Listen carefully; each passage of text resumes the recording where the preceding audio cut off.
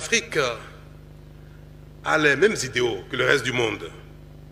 Ce n'est pas la volonté qui nous manque, mais nous ne parvenons pas à faire aboutir nos idéaux.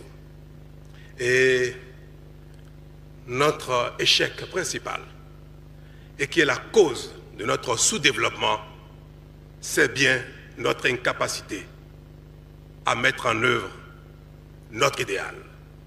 Et ceci est de la responsabilité de nos leaders, nos responsables. C'est de la responsabilité de nos collaborateurs, c'est-à-dire les ministres. C'est de la responsabilité des cadres de nos ministères. C'est de la responsabilité de notre administration globale. Ce sont donc l'ensemble des divers responsables de l'Afrique, du plus haut niveau jusqu'au plus bas, qui sont responsables de la non-mise en œuvre de notre idéal. Et c'est pour cela, Monsieur le Président Ahmed Tinubu, que votre appel à une action commune pour la complémentarité et l'intégration de notre économie, qui relève du rôle des chefs d'État que nous sommes, est à saluer. Ce n'est pas pour moi une manière d'excuser les chefs d'État et d'exprimer que notre rôle dans notre échec est infime. Non, nous avons notre part de responsabilité dans l'échec. Je vais parler des chefs d'État, des principaux responsables au sommet de l'État. Mais cette responsabilité de cet échec ne relève pas seulement de cette insuffisance des chefs d'État que nous sommes. Tellement les responsables politiques, tellement l'administration ne fait pas ce qu'il faut, que nos populations, nos hommes d'affaires sont obligés de contourner les obstacles de l'administration, d'avoir affaire à l'informel pour échanger entre les communautés d'un pays à l'autre. Quand on observe les efforts que font nos communautés pour donner un contenu réel à l'intégration et en contournant ainsi l'administration, en étant dans l'informel, nous devrons, mes chers présidents, mes chers collègues, mes chers grands frères, nous devrons, chers ministres, chers responsables de l'administration, prendre un nouveau départ pour sortir l'Afrique de la pauvreté. Le monde entier, notamment les pays développés, les autres régions du monde, sont rentrés dans une phase de défiance de la coopération internationale.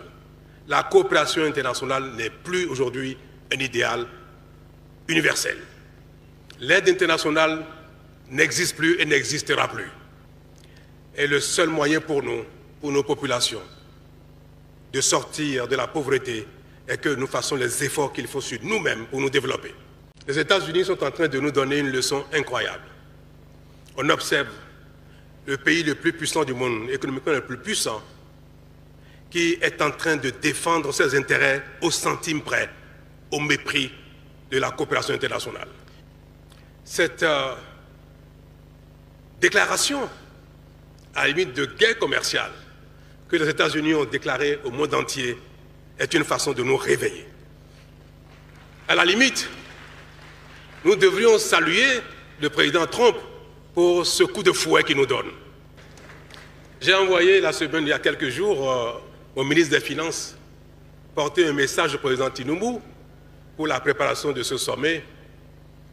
Et j'ai prié donc le grand frère Tinubu d'accepter que le Bénin et le Nigeria soient les pionniers du passage à un nouveau palier en termes d'intégration. Nous sommes de la CEDEAO, nous avons des textes extraordinaires concernant l'économie, concernant l'intégration, mais on n'a pas beaucoup bougé. Donc j'ai demandé au président Tinubu que le Bénin était prêt pour être un pionnier avec le Nigeria, pour passer une étape réelle, concrète d'une intégration économique. Pour finir, je voudrais dire et vous prendre à témoin, prendre toute la salle à témoin, prendre les citoyens du Nigeria, du Bénin à témoin, que le président Tinubu et moi, nous sommes d'accord pour que le Bénin et le Nigeria intègrent leur économie de manière effective. Nous sommes d'accord. Nous avons donné les consignes qu'il faut à nos divers collaborateurs. Et maintenant, je veux interpeller mes ministres, y compris celui qui est en train de faire la traduction. Celle qui est assise, mon ministre du Commerce, ceux qui sont dans la salle.